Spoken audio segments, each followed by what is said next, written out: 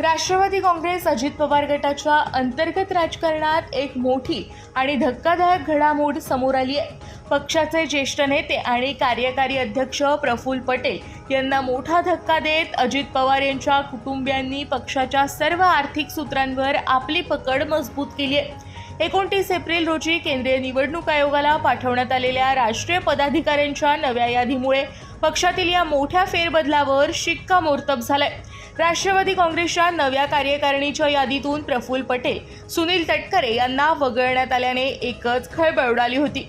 निवडणूक आयोगाच्या संकेतस्थळावर प्रसिद्ध झालेल्या माहितीनुसार सुनेत्रा पवार यांची राष्ट्रीय अध्यक्षपदी नियुक्ती करण्यात आली आहे। त्यांच्यासोबत पार्थ पवार यांच्याकडे राष्ट्रीय महासचिव आणि जय पवार यांच्याकडे राष्ट्रीय सचिव तसंच खजिनदार ही महत्त्वाची जबाबदारी सोपवण्यात आली आहे। या नियुक्तीमुळे पक्षाचा संपूर्ण निधी, बँक व्यवहार आणि निर्णय प्रक्रिया आता सुनेत्रा पवार, पार्थ पवार आणि जय पवार या तिघांच्या भोवतीच फिरणार आहे।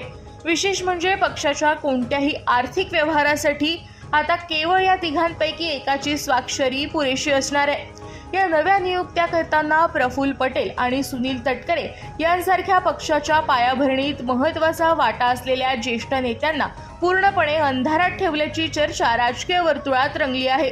यापूर्वी आर्थिक व्यवहारांचे अधिकार अजित पवार, प्रफुल्ल पटेल आणि YP त्रिवेदी यांच्याकडे संयुक्तपणे होते।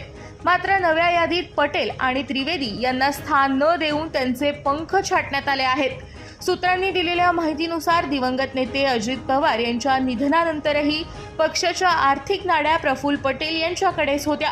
ही सूत्रे जोपर्यंत पटेल यांच्याकडे राहतील तोपर्यंत पक्षावर पूर्ण नियंत्रण मिळवता येणार नाही हे ओळखून सुनेत्रा पवार आणि पार्थ पवार यांनी ही नवी यादी अत्यंत गोपनीय पद्धतीने तयार करून थेट निवडणूक आयोगाकडे पाठवली।